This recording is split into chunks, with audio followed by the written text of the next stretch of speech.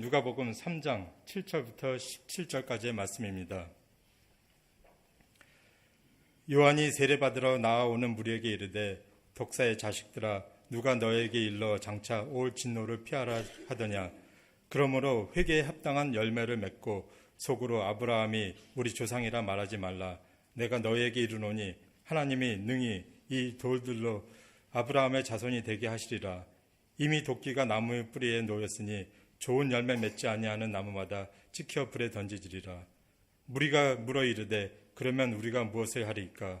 대답하여 이르되 옷 2벌 있는 자는 옷 없는 자에게 나눠줄 것이요 먹을 것이 있는 자도 그렇게 할 것이니라 하고 세례들도 세례를 받고자 하여 와서 이르되 선생이여 우리는 무엇을 하리이까 하매 이르되 부과된 것 외에는 거두지 말라 하고 군인들도 물어 이르되 우리는 무엇을 하리이까 하매 이르되 사람에게서 강탈하지 말며 거짓으로 고발하지 말고 받는 급료를 족한 줄로 알라 하니라. 백성들이 바라고 기다림으로 모든 사람들이 요한을 혹 그리스도신가 심중에 생각하니 요한이 모든 사람에게 대답하여 이르되 나는 물로 너희에게 세례를 베풀거니와 나보다 능력이 많으신 이가 오시나니 나는 그의 신발끈을 풀기도 감당하지 못하겠노라. 그는 성령과 불로 너에게 세례를 베푸실 것이요 손에 키를 들고 자기의 타작 마당을 정하게 하사 알곡은 모아 곳간에 들이고 쭉정이는 꺼지지 않는 불에 태우시리라. 아멘. 여러분 조세영 기억하실 겁니다. 조세영 진짜 유명한 사람입니다. 한국의 유명 권력자들의 금고를 전문으로 털어서 유명해진 대도라고 불렀죠. 왜 대자가 붙이는지 잘 모르겠지만 하여튼 유명한 도둑입니다. 근데 이 사람이 유명해진 이유는 물론 도둑질을 아주 잘해서 대단하다 뭐 이렇게 보는 사람도 있을지 모르지만 다른 데 이유가 있습니다. 그 사람이 털고 다녔던 그 유력자들의 금고 안에 뭐가 들었는지 다들 궁금해했어요. 뭘 숨겨놓고 있었을까? 그래서 이제 이 사람이 유명해졌습니다. 근데 이후에 이분이 더 유명해졌습니다. 아시죠? 예수 그리스도를 믿고 회개하셨어요. 시드니에서도 한번 간증 집회가 있어서 기억하시겠지만 진짜 말씀을 재미있게 하십니다. 그래서 인기 간증 강사로도 오랫동안 또 다니셨죠. 근데 더 유명해지셨습니다. 이유 아시죠? 간증 집회 다니시다가 도둑질하다 걸리셨어요.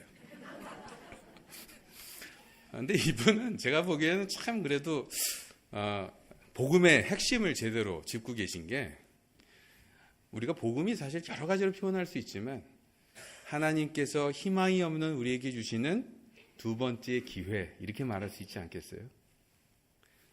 근데 이분도 역시 재빨리 회개하시고 두 번째 기회를 활용하십니다. 계속 간증 집회하고 다니셨어요. 근데 안타깝게도 비슷한 일이 다시 일어나서 결국 구속되셨다고 알고 있습니다. 여러분은 조세영 씨가 회개했다고 보십니까? 어떻게 생각하세요? 진짜 회개했을까? 물론 아니다라고 말씀하시고 싶은 분들이 많으실 겁니다. 근데 자세히 보면, 생각해 보면 이렇게 간단한 문제는 아니에요. 여러분, 사람이 하나님을 만나면 오랫동안 자기가 갖고 있었던 버릇들이 하루 만에 없어집니까? 참 쉽지 않죠.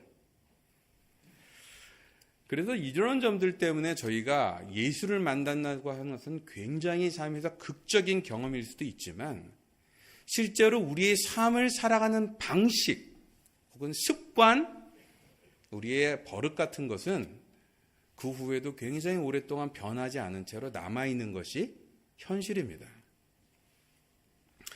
저는 조세영 씨 속에 들어가 본 적이 없어서 정말 믿는지 안 믿는지는 사실 잘 모릅니다. 그렇지만 그분이 간증 집회할 때 제가 좀 들었던 얘기 중에 하나는 너무 어렸을 때부터 불우하게 자랐고요.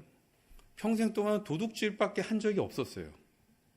그래서 물건 보면 쓱 집어넣고 이것만 하시면서 자라난 사람이라는 거예요. 아마 예수를 믿고 나서도 그 버릇을 한 번만에 바꾸기가 쉽지 않으셨을 겁니다. 이 점에서 저는 조세영 씨가 아마 회개했을 혹은 영접했을 가능성도 있다고 생각합니다. 근데 만약에 조세영 씨가 회개한 게 맞다면 뭐가 문제였을까요? 문제는 회개, 영접 이것이 한 번 하고 끝나는 일이 아니라는 데 문제가 있습니다. 그게 시작이지 전체가 아니라는 거예요. 여러분, 무엇이 회개입니까? 회개라고 하는 것은요, 근본적으로 내가, 내 생각이, 내 가치가, 내 고집이 내 인생을 지배하고 끌고 가면 뭐밖에 기다리는 것이 없다고요? 멸망이요, 죽음이요, 망하는 길밖에 없다는 것을 인정하는 것이 회개입니다. 우리는 그래서 회개를 다른 말로 하면은 나를 비움이라고도 표현할 수 있습니다. 비우는 얘기들은 요즘에 한국 그 서점에 가보시면은 주로 누가 얘기를 하시냐 하면 우리 스님들께서 많이 하시는 얘기입니다. 근데 안타깝게도 이것은 사실 불교 용어가 아니고요. 원래 기독교에서 더 많이 해야 되는 이야기입니다. 자기를 비우는 것입니다. 근데 문제는 사람이 이게 비운 상태를 별로 편해하지 않는다는 거예요. 여러분, 이렇게 모임 같은 거 같이 모였을 때 무슨 얘기하다가 갑자기 일순간에 할 말이 딱 끊어지는 순간 경험해 보신 적 있으십니까? 어떠세요? 굉장히 썰렁합니다. 견딜 수, 어떻게 해야 될지 다들 너무 불안해요. 그래도 여자분들은 뭐 그런 상황이 있으면 또 금방 또 얘기를 하시고 하시는데 그런 거 제일 못하는 사람들이 남자들입니다. 그래서 남자들은 대화를 이렇게 잘 이어가지 못하니까 뭐의 힘을 많이 빌어 쓴다 그래요? 예, 술을 많이 이용하죠. 그 썰렁함을 잘 못 견디는 거예요. 근데 여러분, 우리가 사실 신앙에서도 마찬가지입니다. 저희가 이게 우리의 어떤 아집, 내 생각, 내 고집, 내 중심적인 생각들을 비우면 그것으로 그냥 있는 게 아니고 재빠르게 그 자리에 딴 것들이 돌아옵니다. 다시 말하면 내가 여러 가지 삶의 경험들을 통해서 내가 답이 아니지, 내가 다 할 수 없지, 나는 별게 아니야 이런 생각이 드는 순간 많은 사람들이 그런 겸손한 상태로 사는 게 아니라 그 자리에다가 딴 것들을 집어넣어서 믿기 시작해요. 역시 믿을 거는 돈밖에 없어. 역시 우리는 학벌이나 우리 동양 사람들밖에는 의지할 사람이 없어. 역시 우리가 믿을 만한 거는 뭐밖에 없어. 이런 식으로 그것이 권력이든 돈이든 여러 가지 것들을 새롭게 집어넣어서 그거를 붙들고 다니죠. 여러분 아시지만 중국집 같은 데 가면은 뭐까지도 붙드냐 하면 관우상 같은 거 이렇게 붙여놓고 거기다 돈 꽂아놓고도 또 붙들고 앉아 있습니다. 근데 그게 우리의 모습이에요. 우리의 본질입니다. 바로 이 때문에 저희는 저희가 비우는 그 순간 재빨리 그 자리에다가 제대로 우리를 이끌 것을 채워 넣어야만 합니다. 그게 뭔지 아십니까? 바로 성령 하나님을 통해서 받는 예수 그리스도입니다. 예수 그리스도가 우리의 중심이 되셔서 우리를 이끌도록 만들지 않으면 우리는 끊임없이 딴 것들에 쫓아다니기 때문에 그렇습니다. 근데 이것은 우리가 신앙에서 어떻게 표현하냐면 이제 복종의 단계로 표현합니다. 뭐냐면 우리가 예수를 믿으면 우리 안에 성령이 오셔서 이제 예수님을 증거하세요. 그러면 그것이 우리의 양심을 통해서 느껴지거나 아니면 종종 여러 가지 기회로 깨달아질 때마다 우리는 무슨 반응을 해야 된다고요? 거기에 리스폰스 해야 합니다. 복종해야 돼요. 민감하게 반응해서 맞아 이게 찔리지 이러면 안 되지 싶으면 머뭇거리지 마시고 하셔야 됩니다. 복종입니다. 그것이 바로 신자가 해야 될 모습이에요. 근데 문제는 복종이 쉽지 않습니다. 저도 그렇습니다. 그게 두 가지 문제 때문에 그러는데 첫 번째는 회개의 성질 때문에 그렇습니다. 여러분, 우리가 회개를 하고 예수 그리스도를 만나도 어떤 일이 벌어지냐 하면 우리의 생각, 행동, 감정 모든 부분에서 너무 오랫동안 죄에 쩔어 있어요. 이기적이고 자기만 챙기고 우리만 살려고 몸부림치는 그런 사회 문화와 환경과 이 모든 것에 너무 철저하게 쩔어 있어서 우리 중심은 바뀌었지만 여전히 우리 행동은 어떻다고요? 그 옛날 죄의 찌끄레기들을 달고 다닙니다. 뭐에 좋은 예가 있겠어요? 아까 얘기 드린 조세영 씨가 간증 집회하고 다니면서 슬쩍 하는 이런 것들이 바로 좋은 예입니다. 바로 이 때문에 일부 이단들은 여러분 예수 그리스도를 정말 믿고 죄 사함을 받았다면 여러분은 그 후에는 회개하시면 안 돼요. 왜? 벌써 죄가 해결됐는데 왜 회개하십니까? 일반 교회에서 회개하라 계속 얘기하는 것은 그건 복음을 제대로 안 받았기 때문에 생긴 일입니다. 라면서 우리를 공격합니다. 근데 죄송하지만 그분들은 뭘 잘 모르고 계신 거예요. 왜냐하면 아까도 얘기 드렸듯이 우리는 예수 그리스도를 통해서 하나님과 인간과의 가로막혀 있는 장벽은 해결됐지만 여전히 우리에게 뭐가 남아있어요? 죄의 찌끄레기들이 잔뜩 붙어 있습니다. 그래서 계속 실수하고 옛날의 모습들로 계속 돌아가는 거예요. 바로 그 점 때문에 저희가 매 주일날 나와서 기도할 때 하나님 우리는 죄인입니다 라고 고백하는 것입니다. 그 말은 우리가 예수 그리스도를 통해서 아직 죄의 문제가 다 해결되지 않았습니다 이 말이 아니라 하나님 우리가 죄의 문제가 다 해결될 사람인데도 불구하고 아직도 찌끄레기를 질질 끌고 다니는 한심한 사람들입니다. 너무 죄송합니다 하나님. 이 얘기를 하는 거예요. 그거를 우리는 똑같은 단어로 회개라고 말할 뿐입니다. 바로 그 점에서 우리가 그 죄의 찌끄레기와 싸움하기 위해서는 여러분 주일 예배 때 회개하셔야 합니다.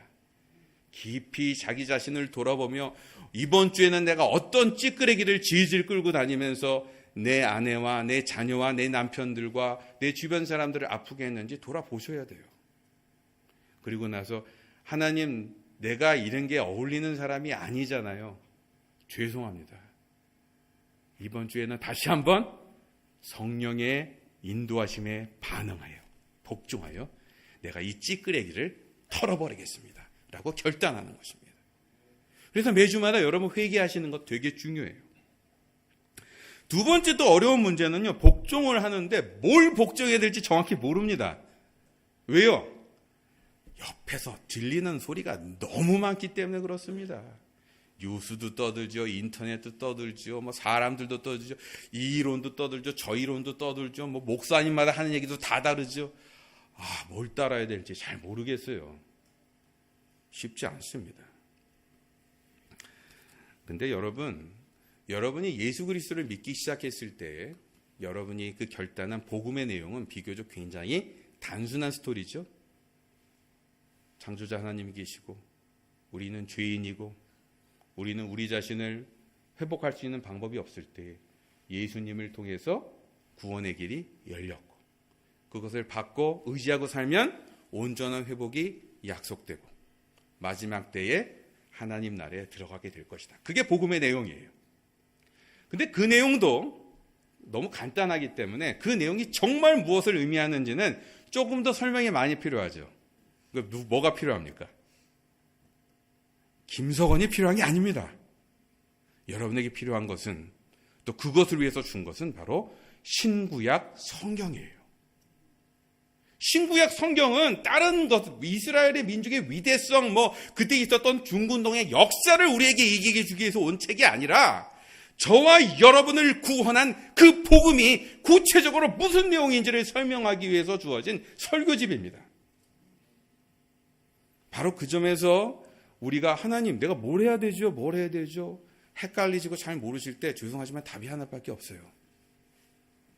여러분은 집중하셔서 틈을 내셔서 기회가 닿는 대로 말씀을 연구하셔야 됩니다. 거기서 말하는 말씀의 연구란 성경 순서가 어디 있고 몇 년대에 뭐가 있고 그리고 누구 학자가 무슨 얘기했고 그런 얘기가 아니에요. 성령의 얘기를 통하여 하나님이 얼마나 위대한 창조자이신지 그리고 인간이 얼마나 실수 덩어리고 모순 덩어리인지 그럼에도 불구하고 하나님께서 얼마나 집요하게 인간을 다시 회복하기 위해서 몸부림하셨는지 그리고 실제적인 상황 속에서 어떤 도움을 줘가며 우리를 살리셨는지 얘기로 가득 차 있는 책입니다. 그래서 우리는 말씀을 통해서 복음에 더 가깝게 가야 됩니다. 그리고 그 씨름은 죄송하지만 제가 대신해 드릴 수 있는 부분이 아무것도 없어요. 여러분이 직접 공부하셔야 합니다. 여러분 조세영 씨에게 아마 문제는 이거였던 것 같습니다. 죄의 찌끄레기를 자주 청소할 수 있도록 충분히 회개하시지 못했던 것 같아요. 그리고 뭘 갖고 따라야 될지 복음의 내용, 자기를 변화시킨 그 복음의 내용들을 더 이해할 수 있도록 아마 공부하시거나 보실 기회가 없었던 것 같습니다. 뭐 때문에 그랬을까요? 간증 집회하러 돌아다니라고 시간이 없어서 그랬던 것 같아서 너무 가슴이 아픕니다. 실속이 참 없죠. 문제는 이 조세형의 문제는 조세형의 문제가 아닙니다. 저의 문제입니다. 그리고 여러분의 문제이기도 합니다. 바라기는 조세형의 실수가 저와 여러분의 실수가 되지 않기를 바랍니다. 이를 위해서 적어도 이 주일 예배를 통해서도 여러분은 깊이 회개하는 시름들을 멈추지 마십시오. 그리고 기회가 됐는 대로 하나님의 말씀을 더 깊이 연구하고 복음과 연결해서 보는 훈련들을 멈추지 않으시길 주님의 이름으로 기원합니다. 오늘 읽은 본문은 이 회개의 열매를 다루는 매주 중요한 성경 본문입니다. 본문에 보면 누가 주인공으로 나오죠? 세례 요한이 이제 등장합니다.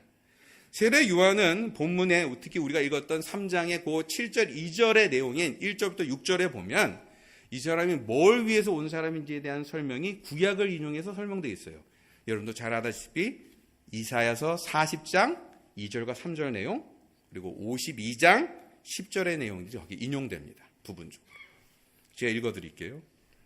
광야에서 외치는 자의 소리가 있어 이르되 너희는 주의 길을 준비하라. 그의 오실 길을 곧게 하라.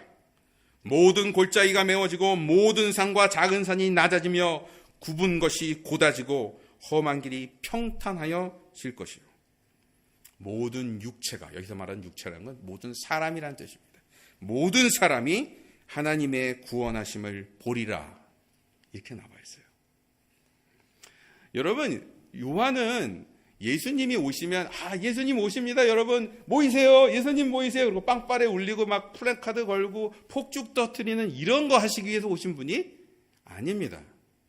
그런 걸 위해서 만약에 예수님께서 그리고 그런 걸 좋아하신다면 아마 태어나기도 마국간보다는 헤롯 왕궁에서 태어났어야지 정상이셨을 거예요. 이 점에서 하나님께서 하시는 방법들은 사실 여러분 인간의 눈으로 보기에는 훨씬 더 초라하고 작고 힘없이 보이는 방법들로 더 많이 하십니다. 왜요? 겉으로 화려하고 거창하면요 사람들이 훨씬 쉽게 무릎도 꿇고 따라하기는 좋아요.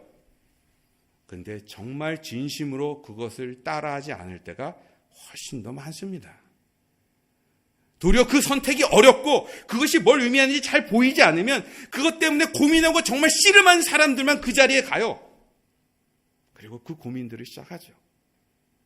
그 점에서 하나님께서 우리를 도전하실 때 유저 프렌들리를 잘 안 하십니다. 우리를 위해서 그러세요. 근데 본문에는 뭐라고 나오냐면 골짜기가 메워지고 산을 낮아지게 하고 이렇게 거창한 장면이 나오죠. 그 뭘 의미하는 것일까? 이것은 바로 하나님께서 예수님을 통하여 죄의 문제를 해결하기 위해 오실 때 방해할 수 있는 존재가 아무것도 없다. 이 말을 하는 것입니다. 그 길을 곱게 하거나 불편하게 하거나 들어막거나 못하게 할 수 있는 그런 건덕지를 감히 남겨두지 않으신다. 이 얘기를 하고 있는 거예요. 누가 그걸 방해하죠? 사단이 그것을 방해합니다. 바로 우리가 알고 있는 십자가 사건도 사단의 그 방해 중에 하나였죠. 그러나 그 방해에도 불구하고 하나님은 구원의 계획을 포기하거나 실패하지 않으십니다. 뭘 통해서 드러나죠? 부활 사건을 통해서 드러나지 않습니까? 근데 재미있는 것은 요한이 이제 이런 것들을 하기 위해서 왔다고는 얘기는 하지만 요한이 실제적으로 한 행동은 그보다 훨씬 더 어떻게 보면 구체적인 이야기가 나와요. 3장 3절에 보면 뭐라고 나옵니까? 죄의 사함을 하게 하는 회개의 세례를 주었다. 이렇게 나와요. 이게 무슨 말이냐 하면 이스라엘 민족한테 메시아를 제대로 받을 수 있도록 준비를 시킨 것입니다. 새 주인을 받을 수 있도록. 새 주인을 받으려면 뭐가 필요하죠? 나를 비워야 합니다. 내가 있었던 과거의 모습 중에 문제들을 내려놔야 합니다. 특히 이스라엘 민족은 오랜 역사를 통해서 하나님을 섬기고 하나님의 어떻게 보면 대리자 그리고 레프레젠티티브로서 여러 가지 많은 경험도 하고 성전도 짓고 제사제도도 운영하고 율법도 역시 증언하고 대단한 역할들을 했죠. 그런데 그들이 뭘 했다고요? 죄송하지만 하나님 눈에는 실패했다고 말하는 것입니다.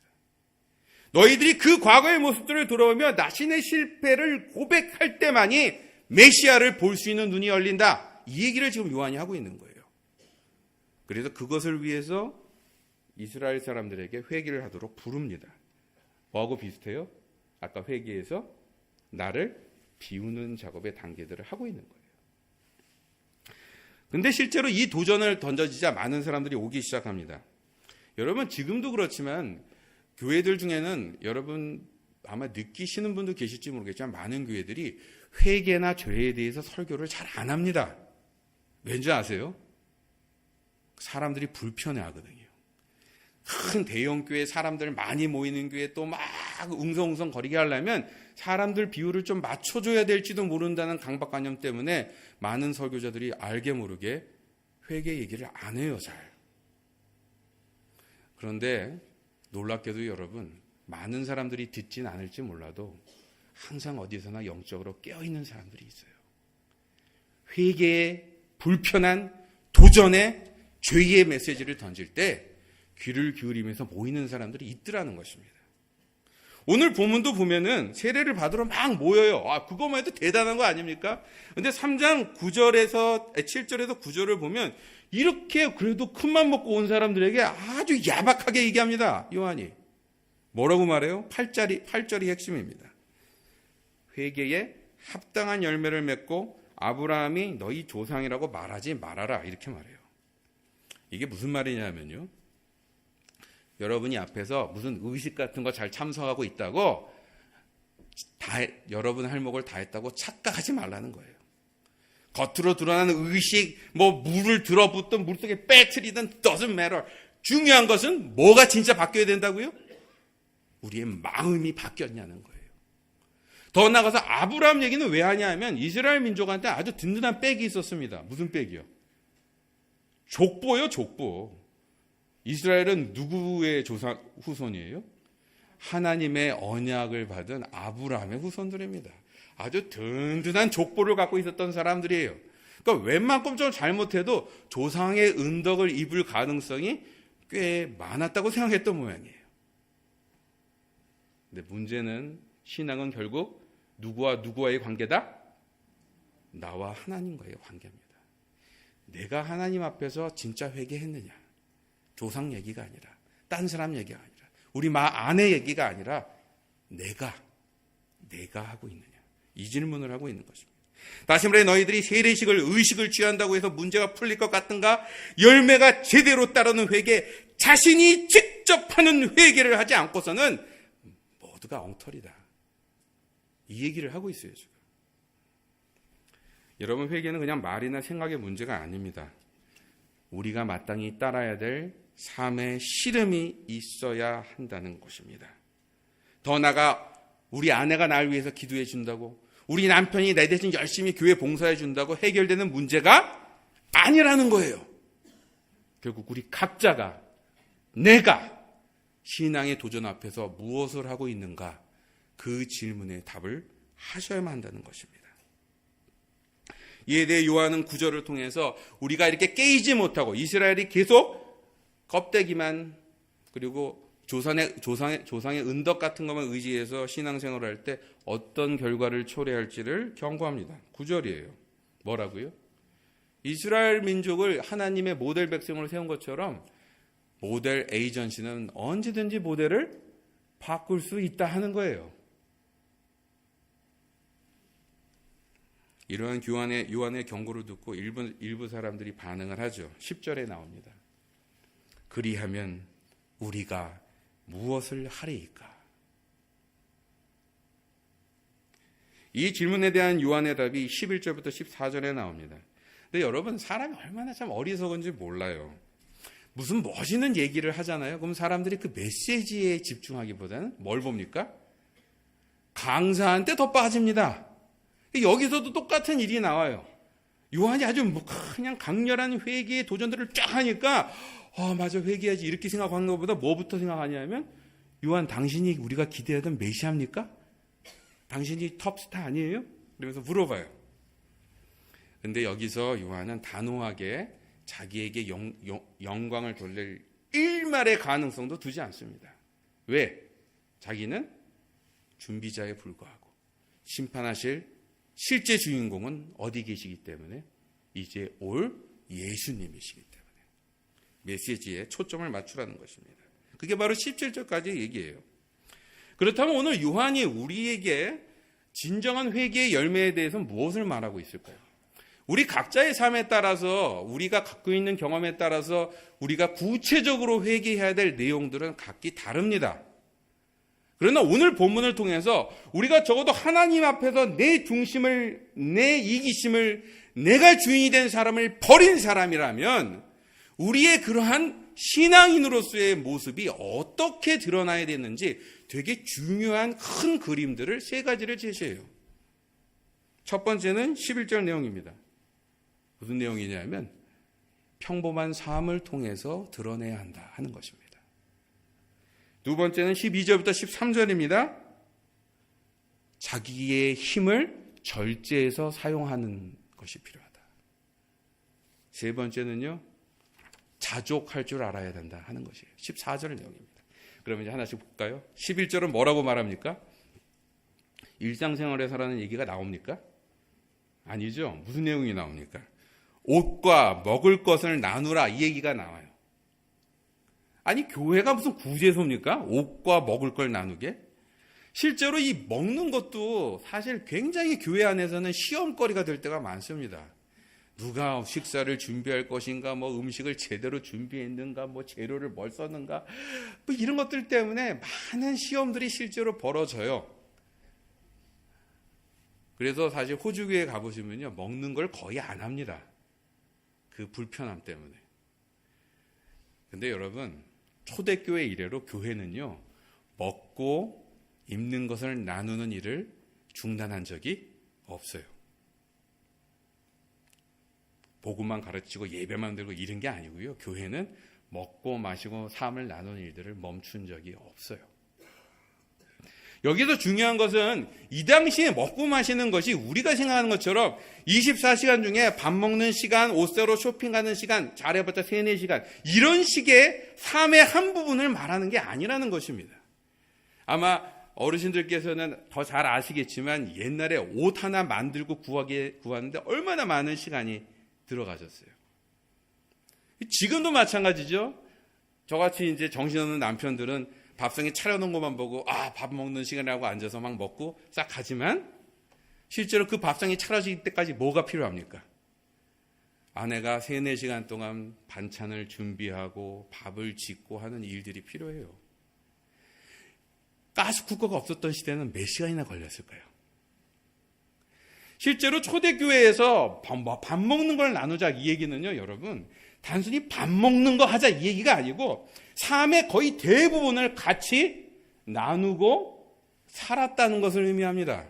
다시 말해서 일상의 삶을 같이 산 거예요. 같이 계속해서. 그래서 여기서 지금 이 구절이 말하는 것은 무엇이냐 하면요, 여러분 우리가 정말 하나님의 자녀가 됐다, 삶이 바뀌었다, 회개했다고 얘기한다면 그것이 표현되어야 될 자리가 어디라고요?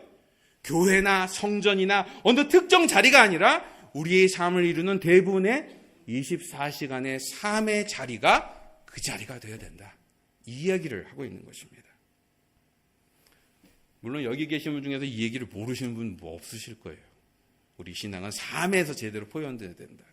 근데 여기는 두 가지 우리가 오해가 종종 따라옵니다. 첫 번째는요, 어떤 사람들은 우리가 남을 제대로 나눠주려면 내 것 다 무시하고 포기하고 줘야 된다.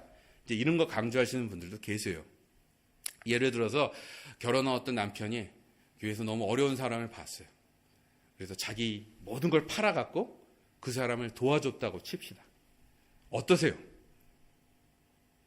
멋있잖아요. 그렇죠? 어휴, 대단, 남자 마더 테레사 같잖아요. 뭔가 다릅니다.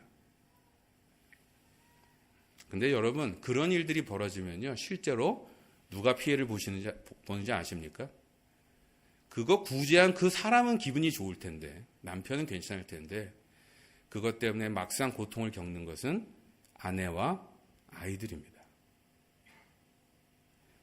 바로 이 때문에 우리가 뭔가를 남을 돕고 나눈다고 하는 것은 내가 정말 맡고 있는 책임이 무엇인지를 먼저 제대로 인식한 뒤에 그것을 제대로 균형을 맞춰서 하는 밸런스가 반드시 필요합니다.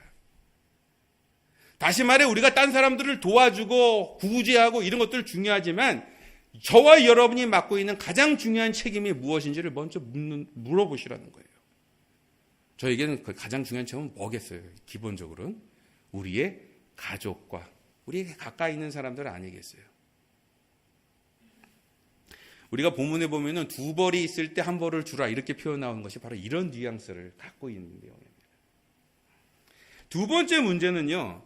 우리가 보통 이게 뭔가를 나눠줄 때 뭘 하냐면 내가 다 쓰고 남은 거 혹은 내가 여유가 있으면 나눠주는 것이라고 생각할 때가 있어요.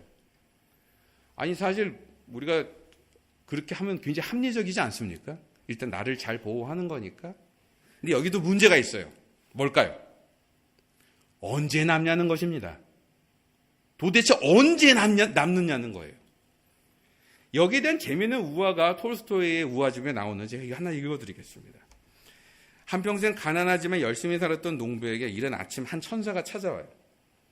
그리고 이렇게 말합니다. 네가 너무 열심히 살아서 내가 상을 주고 싶어졌다. 자, 이제부터 네가 밟는 땅 모두를 내가 너에게 줄 테니까 오늘 하루 종일 열심히 걸어 다녀라. 조건은 해가 지기 전까지 제자리로 돌아와야 한다.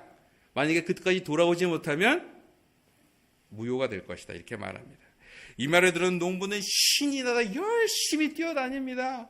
그동안 정말 갖고 싶었던 땅으로 또 뛰어가고 또 자기가 보기엔 정말 못된 지주 땅까지도 가서 내가 지주가 돼서 여기서 농사 짓는 사람들을 배려하고 정말 도와줘야지, 정말 멋진 그러한 지주가 돼야지, 뭐 여러 가지 생각을 하겠죠.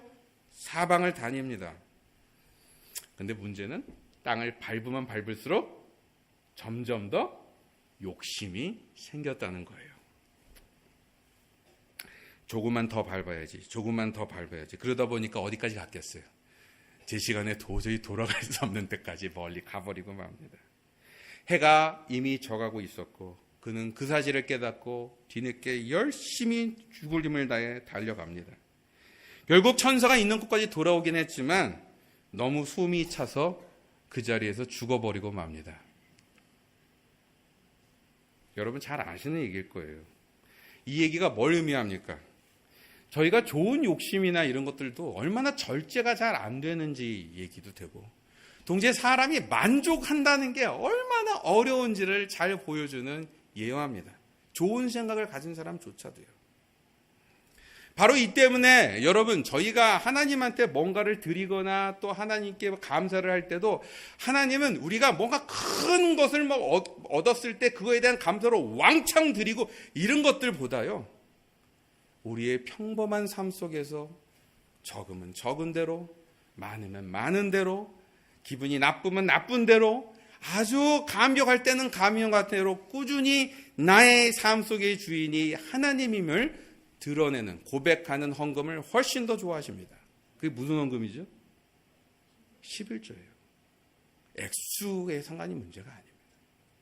나의 삶이 좋을 때나 슬플 때나 기쁠 때나 아플 때나 여전히 하나님은 우리의 주인이십니다라고 하는 그 고백을 훨씬 기쁘게 받으신다는 거예요. 여러분, 우리 시대는요, 특별한 기회가 되면 왕창 벌면 도와줄 사람들 되게 많습니다. 남들한테 막 티를 내고 거창하게 구제하는 사람들도 생각보다 많아요. 근데 우리의 하나님은 그런 것을 별로 기뻐하지 않으십니다. 바라기는 조용한 우리의 평범한 삶 가운데서 우리가 마땅히 책임져야 될 부분들을 균형 있게 책임져 가며 삶 속에서 쉐어하고 나눌 수 있는 저와 여러분이 되길 주님의 이름으로 기원합니다. 두 번째는 12절에서 13절입니다. 여긴 세리가 나오죠. 국세청 좋아하시는 분 계십니까? 예, 세금 내는 거 좋아하시는 분 계세요? 예. 호주처럼 비교적 세금을 건강하게 쓰는 나라에서도 세금 내는 것들은 참 쉬운 일이 아닙니다. 근데 이 당시의 세리는 그보다 훨씬 심각한 문제가 있었어요. 그 당시에는 그 국가의 체계 같은 것들이 훨씬 지금보다 엉성했기 때문에 세리들에게 국가가 제대로 월급을 줄 수가 없었습니다. 그러니까 어떻게 했겠어요? 세리들에게는 사실 세금을 징집할 수 있는 권한을 주고 국가가 걷어야 될 세금에다가 자기가 받을 돈을 플러스 알파를 해갖고 거둘 수 있는 자격을 준 거예요. 그래서 세금 안 내는 사람들은 잡아서 감옥에 집어넣죠. 근데 문제는 그 플러스 알파를 적게 붙였겠어요? 그 플러스 알파를? 점점 더 크게 붙이고 싶은 유혹이 생기지 않았겠어요? 그리고 실제로 그런 일이 벌어집니다. 그래서 세리 그림은 굉장히 나쁜 사람으로 인식이 강하게 박혀 있었어요. 근데 오늘 본문은 뭐라 그러는지 아십니까? 이 세리들에게 부과된 것 외에는 거두지 말라 이렇게 말하고 있어요. 무슨 말이냐면 자신의 권력을 사용해서 더 거둘 수도 있고 더 거두는 것이 당연하게 여겨지는 시대에조차도 뭘 하라고요? 자기의 힘을 함부로 사용하지 말라는 것입니다. 여러분, 자기의 힘을 함부로 사용하는 것을 한국말로 뭐라 그러죠? 요즘 유행하는 말로 두 자로 얘기합니다. 갑질이죠, 갑질. 갑으로서. 왜냐하면 사람을 보통 갑, 높이 있는 사람, 더 힘 있는 사람, 더 약한 사람, 약자로 구분해서 이 사람이 약자를 막 괴롭히는 것을 갑질이라고 얘기를 합니다. 오늘 본문이 얘기하는 것은요, 우리가 힘을 갖고 있을 때 그 힘을 절제해서 사용하는 것이 바로 믿는 자가 가져야 될 중요한 특징이다. 이 말을 하고 있는 거예요. 근데 이 말을 하면 어떤 분은 이렇게 반응하실 겁니다. 아유, 목사님, 저는 이미 이제 권력에서 왕년은 어떨지 모르지만 지금은 다 자리에서 내려왔고요. 제가 한때는 돈을 잘 벌었으면 모르지만 지금은 뭐 돈도 별로 없고요. 지금은 내 말 듣는 직원도 없고요. 우리 애들도 내 말을 안 들어요. 뭐 이럴지도 몰라요. 나는 갑이 아닙니다. 뭐 이렇게 얘기하실 수도 있어요. 근데 여러분, 우리가 놓치지 않아야 될 것은요, 우리가 어떤 시점에 가면 반드시 우리의 힘이나 영향력을 더 쓰게 되는 자리에 가게 된다는 것입니다. 무슨 말인지 아십니까? 아이들 앞에서 여러분이 뭐라고 생각하세요? 아이들 앞에서 여러분은 여전히 갑이십니다. 갑이에요. 여러분이 가게에 가시면 여러분이 뭐가 되는지 아십니까? 우리는 갑이 됩니다. 갑이 돼요. 부부관계에서도 우리가 앉아있으면 갑과 을 관계가 만들어집니다. 주로는 이제 누가 갑이 되죠? 모르죠. 뭐, 많은 경우에 이제, 부인들이 갑이 되실 때가 많은데, 그렇게 간단치도 않습니다. 왜? 때론 남자들이 갑이 될 때도 있어요. 언제요? 월급 받는 날, 이런 날 이제 갑이 확실히 됩니다. 짧지만. 갑이 돼요. 무슨 말이냐면 여러분, 저희가 살면요, 반드시 우리 자신이 갑으로 쓸 때가 있다는 것입니다. 어떤 식으로든. 그리고 그러한 자리에 쓸 때마다 저희는 이 힘을 함부로 사용하고 있는지 물어봐야 한다는 것이에요. 여기서 중요한 것은 그 함부로의 기준이 뭐냐는 것입니다. 17절에 나오죠. 결국 이 모든 것을 심판하실 이가 누구라고요? 세상의 유행도 아니고 현행 법도 아니고 사람들의 소문도 아닙니다. 바로 창조자 하나님이라는 거예요. 이렇게 말할 수 있습니다. 우리는 조용히 하나님의 지혜와 성령의 인도를 물어야 해요. 다시 말해, 내가 지금 이 순간에서 내 영향력이나 내 힘을 사용하는 것이 다른 사람의 반응이 아니라 우리 하나님이 보시기에는 기뻐할 만한 겸손한 모습인가? 이것을 물어보라는 것입니다. 요즘 한국 뉴스를 보면요, 한국이 특별히 답답하게 느껴지는 제일 큰 원인은 이 갑질 때문에 그렇습니다.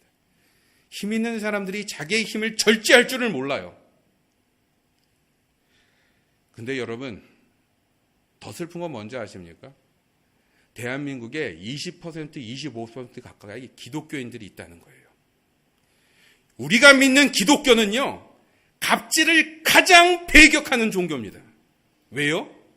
우리가 우리의 신앙의 모델로 삼는 예수님께서는 당연히 갑으로 계셔야 될 저 하늘의 보좌를 버리시고 자기를 가장 낮은 을의 자리로 오셔서 우리와 대화하시고 우리를 위해서 구원의 역사를 시작하셨어요. 우리가 그분을 쫓아간다고 말하면서 어떻게 갑질이 우리 사회의 주류가 될 수 있냐는 거예요. 우리가 같이 회개해야 될 문제입니다. 뭐가 잘못된 거예요, 이건. 근본적으로. 바라기는 우리가 의를 선택하신 예수님을 쫓아가는 사람들이라는 걸 잊지 마시기 바랍니다. 우리의 신앙이 이 비전들을 놓치지 않으시길 주님의 이름으로 기원합니다. 마지막은 자족의 원칙입니다. 14절 후반부에 나와요. 군인들에게 뭐라고 얘기하죠? 받은 급료를 족한 줄로 알라, 이렇게 나와요. 받은 급료를 족한 줄로 알라. 근데 여기서 또 딜레마는 뭐냐면 지금 군대가 아닙니다. 장교들도 아니에요. 여기서 말하는 것은 군인들이 월급도 제대로 못 받았을 때, 그래서 어느 전장에 나가면은 막 그 지역을 강탈하고 막 뺏어와서 그거 갖고 사기를 진작하던 시대에 벌어지는 얘기입니다. 그러니까 급료가 많았겠어요? 별로 많았지 않았을 겁니다. 그리고 당신이 갖고 있는 그 권력을 가지고 또 무기를 갖고 얼마든지 딴 사람한테 뺏을 수 있는 라이센스를 갖고 있었던 사람들이었어요. 근데 이 사람들에게 자기 힘을 절제하라, 이 얘기를 하는 동시에 거기서 끝나지 않고 내가 지금 갖고 있는 것으로 자족하라라고 말하는 것입니다. self-contentment, 자족하라. 여러분, 이 자족에 대한 이야기는 사실 우리 기독교만 한 얘기가 아닙니다. 많은, 그래도 우리가 고등종교, 불교, 하여튼 오래된 종교들 치고 제대로 된 내용을 갖춘 종교 치고 이 얘기를 안 하는 데가 없어요. 근데 기독교인들의 자족은요, 단순히 있는 걸 없는 것처럼 마음을 비워라, 이런 차원의 얘기가 아닙니다. 비록 지난 시간에 지난주에 얘기 드린 대로 우리 앞에 나타난 현실이 비록 답답하고 내 기대를 채우지 못하고 아프고 상처날지라도 그것을 그냥 빨리 넘어가는 것이 우리의 목적이 아니라 그 자체를 통해서 뭘 발견해요? 하나님의 축복과 우리를 더 성숙시키는 은혜와 더 나은 것을 우리를 발전시키는 하나님의 섭리를 보는 것입니다. 그래서 우리는 자족해요. 이 자체로 자족하는 것입니다. 제가 지금 존경하는 목사님 한 분 얘기를 전해드리고 싶습니다. 이분은 젊었을 때 깡패셨어요. 그리고 동네 부잣집, 제일 부잣집 딸을 확 어떻게 표현이 그러시더라고요. 납치하다시피 하셔서 결혼하셔서 아주 떵떵거리면서 부자로 사셨던 모양이에요. 근데 예수를 믿게 되셨습니다. 확 뒤집어졌어요. 그리고 이제 신학교까지 다니면서 목회자로 준비하기 시작했는데 돈도 없고 상황도 안 좋고 전에처럼 남한테 뭘 뜯어낼 수 있는 상황도 아니니까 얼마나 힘들었겠어요. 그리고 더더군다나 어떻게 하다 보니까 할 수 있는 일이라고는 튀김 장사밖에 없으셨던 모양이에요. 제가 아직도 기억나요. 제가 초등학교 때 그 선생님은 주로 되게 무식했던 분이나 설교가 되게 재미없었는데 우리가 이렇게 집중 안 하고 있으면 딱 보다가 눈치 딱 보고 야, 튀김 먹으러 갈래? 딱 그러세요. 그럼 저희가 이제 튀김을 먹으러 갑니다. 그걸로 이제 은혜를 받아요. 아직까지도 그 그룹이 저희 초등학교 때 모이던 11명이 모입니다. 한편으로는 그분의 은혜 때문이고 한편은 튀김의 은혜죠. 도움을 받았습니다. 근데 이 튀김을 굽는 과정이 적어도 이분한테는 너무 가슴이 아팠던 모양이에요. 그렇게 곱게 자란 자기 아내가 마음대로 돈도 쓰고 자랑도 하고 이러지도 못하고 맨날 그 구석에 앉아갖고 기름 냄새 뒤집어 써가면서 튀김 구워서 하나에 그때 10원, 20원 할 때 그거 팔아서 얼마나 답답하고 힘들었겠어요. 근데 이 목사님이 나중에 필리핀에 선교사로 가십니다. 이런 얘기하면 결국은 나중에는 이분들이 다시 삶이 좋아지고 이렇게 해피엔딩으로 가면 좋을 텐데 그러진 않았어요. 지금까지도 어렵게 사세요. 근데 여러분, 그분이 제가 만나면 이런 고백을 하세요. 그때 그 고생을 통해서 뭘 얻게 됐는지. 평생 동안 막 돈만 쓰고 화려하게 살고 어떻게 보면 철없이 있던 자기 아내가 그 기간을 통하여 제대로 된 생활인으로 바뀌었다라고 말씀하시더라고요. 절제하고 허리띠를 졸라매는 법을 배운 것입니다. 그뿐만이 아니에요. 남편이 아내가 그렇게 고생하는 걸 보면서 철저하게 마음을 아파하는 모습을 보고 아내도 그전에 상상도 못했던 남편에 대한 사랑과 공감을 느끼기 시작하셨다는 거예요. 아직까지도 그 목사님에게 가장 좋은 친구는 그 사모님이십니다. 고생하면서 하나가 되신 거예요. 고난이, 모자름이 축복이 된 것입니다. 신자는 모든 상황에 족할 줄 알아야 됩니다. 참다운 회개의 열매는 이러한 만족에서 나와야지 정상이라는 것입니다. 이것은 무조건 우리의 상황을 합리화시키자는 얘기가 아니라 아픔 속에서 그것을 활용하시는 하나님을 놓치지 마시라는 것입니다. 이것만 벗어나면 돼, 이것만 나가게 해주세요라는 게 우리의 기도가 아니라 지금 이것을 통해서 말씀해 주세요라고 하는 것이 우리의 기도가 되어야 된다. 근데 이 내용이 특별히 더 이 시대적으로 중요한 이유는 여러분도 알다시피 파이낸셜 크라이시스가 일어난 이후에 전 세계에 우리가 살고 있던 자본주의 사회 전체가 이젠 더 이상 점점 커지고 점점 화려해지고 점점 많아지고 이런 흐름들을 더 이상 누릴 수 없게 되고 있습니다. 많은 경제학자들과 전문가들이 이제는 우리는 전에처럼 그렇게 풍요롭게만 더 항상 늘어나는 식으로만 살 수 없게 됐다라고 경고해요. 그렇게 되면 이 시대는 화두가 바뀝니다. 더 커지고 더 나아지고 이런 게 아니라 뭐가 더 중요해져요? 관리가 중요해집니다. 관리가. 있는 것을 어떻게 하면 효과적으로 잘 활용하고 효과적으로 사용하고 이것들이 낭비되지 않도록 잘 쓰는 것, 그것을 우리는 성경적 개념으로 shepherdship이라고 말합니다. 관리자의 자세예요. 바라기는 우리 믿는 자, 특히 그리스도를 나의 새로운 주인으로 받은 사람들은 벌써 수천 년부터 성경이 우리에게 가르치고 있는 이 관리의 자세들을, 청지기의 삶들을 더 집중하고 제대로 사실 수 있기를 권면드립니다. 오늘 말씀을 정리합니다. 요한을 통해서 진정한 회개가 뭐라고요? 교회나 뭐 의식이나 이런 게 아니라 우리의 마음과 삶을 통해서 표현되는 것이 중요하다. 둘째는요, 우리가 힘이 있거나 힘을 쓸 때에 절제할 줄 알아야 된다. 누구 앞에서? 하나님을 두려워하며 절제할 줄 알아야 된다. 셋째는요, 우리가 가진 것들을 그 자체로 감사하며 잘 관리해야 한다 하는 것입니다. 이스라엘 민족이 뭘 실패했기 때문에 이렇게 회개를 촉구받았는지 기억해 보십시오. 이들은 성전과 의식을 통해서 일상 속에서 마땅히 드러내야 될 하나님의 공의들을 표현하는 데 실패했습니다. 이들은 자기의 의와 율법을 앞세워서 이방인들과 죄인들에게 갑질을 했어요.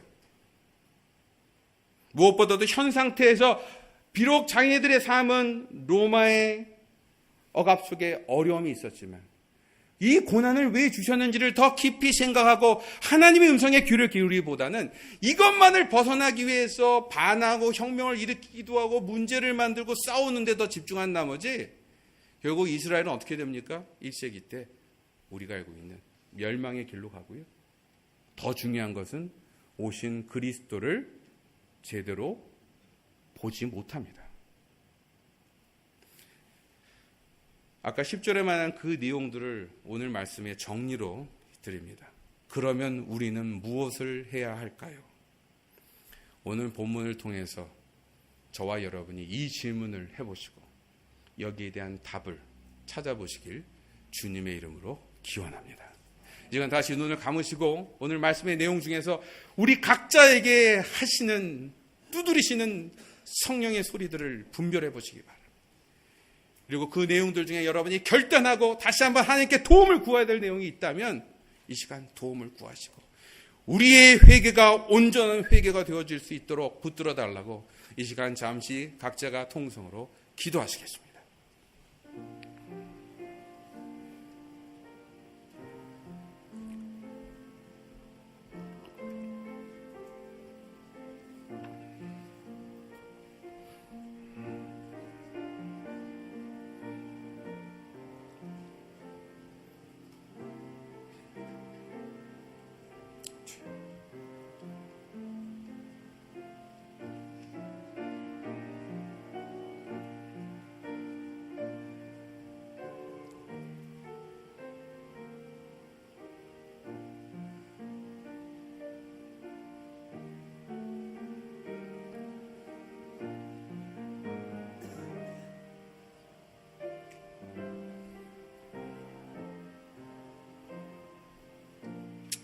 주님, 우리의 회개가 우리의 삶을 통해서, 우리의 절제를 통해서, 현실에 대한 감사를 통해서 드러날 수 있도록 인도하여 주시옵소서. 예수님 이름으로 기도드립니다.